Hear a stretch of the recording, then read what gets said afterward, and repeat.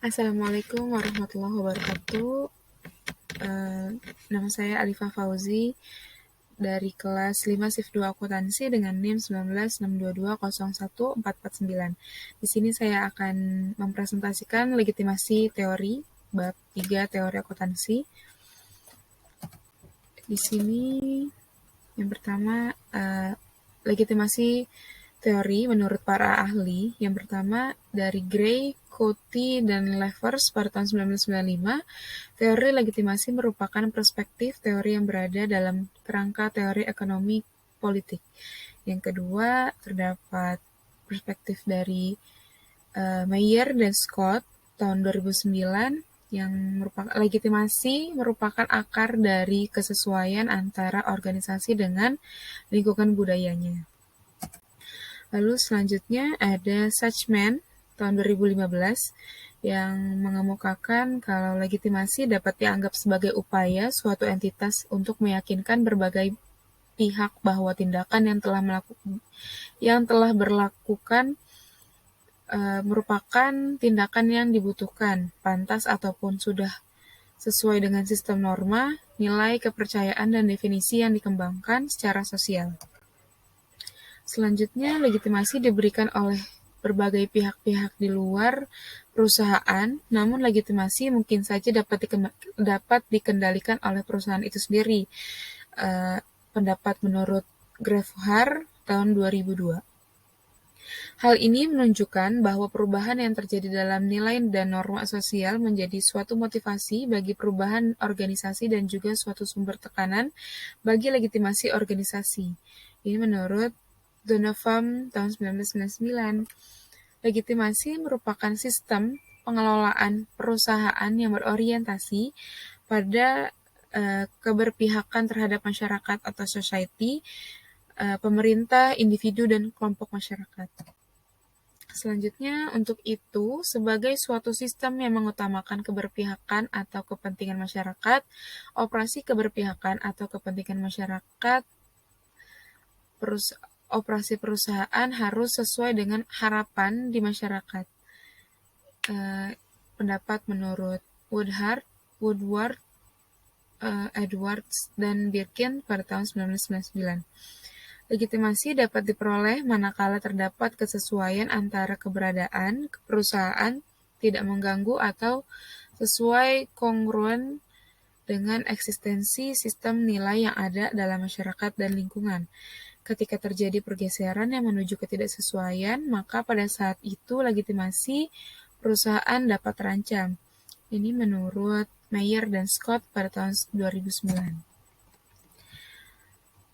Adapun dasar pemikiran teori adalah organisasi atau perusahaan akan terus berlanjut keberadaannya jika masyarakat menyadari bahwa organisasi beroperasi untuk sistem nilai yang sepadan, sistem nilai masyarakat itu sendiri.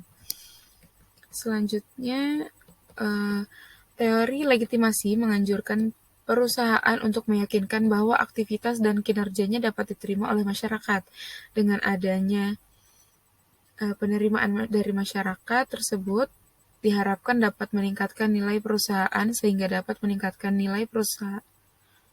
sehingga perusahaan dapat meningkatkan laba. Selanjutnya terdapat 4 strategi legitimasi ketika menghadapi berbagai ancaman untuk menghadapi kegagalan kinerja perusahaan. Langkah yang harus dilakukan adalah yang pertama, mencoba untuk mendidik stakeholder tentang tujuan organisasi untuk meningkatkan kinerjanya. Yang kedua, mencoba untuk merubah persepsi stakeholder terhadap suatu kejadian, tetapi tidak merubah kinerja aktual organisasi. Yang ketiga, mengalihkan atau memanipulasi perhatian dari masalah yang terjadi atau mengonsentrasikan terhadap beberapa aktivitas positif yang tidak menghubungkan dengan kegagalan. Yang keempat, mencoba berubah ekspektasi eksternal tentang kinerjanya. Yang selanjutnya, terdapat 4 strategi legitimasi ketika organisasi menemui ancaman legitimasi. menurut Gray et al. Pada tahun 1995. Yang pertama, meyakinkan stakeholder melalui edukasi dan informasi mengenai kesesuaian tindakan organisasi daripada mengubah tindakan organisasi. Tindakan atau kebijakan yang telah diambilnya atau dapat dilakukan pula dengan menjustifikasi para stakeholder dengan tujuan atau maksud organisasi untuk meningkatkan kinerjanya melalui perubahan organisasi. Yang kedua, mengubah persepsi organisasi tanpa mengubah kinerja aktual organisasi.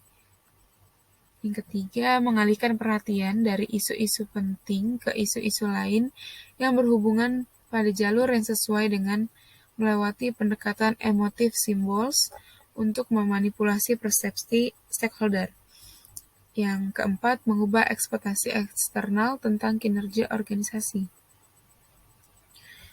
Keempat strategi tersebut dapat dilakukan dengan cara mengungkapkan informasi perusahaan kepada publik, seperti mengungkapkan dalam annual report, teori legitimasi dalam bentuk umum, memberikan pandangan penting terhadap praktek pengungkapan sosial perusahaan. Kebanyakan inisiatif sebuah perusahaan mengenai strategi legitimasi yang disarankan oleh Lindblom, kecenderungan umum bagi pengungkapan sosial perusahaan untuk menekankan pada positif bagi organisasi dibandingkan dengan elemen yang negatif. Selanjutnya, salah satu variabel yang memiliki hubungan dengan teori legitimasi adalah variabel corporate social performance. Hubungan antara teori legitimasi dengan corporate social performance terletak pada pengungkapan sosial perusahaannya. Perusahaan mengungkapkan kinerja sosial perusahaan untuk mendapatkan legitimasi dari shareholder.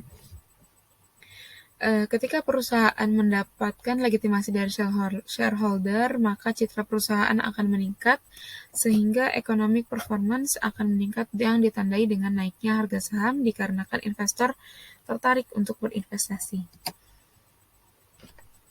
Ya, demikian presentasi yang dapat saya sampaikan. Kurang lebihnya mohon maaf. Assalamualaikum warahmatullahi wabarakatuh.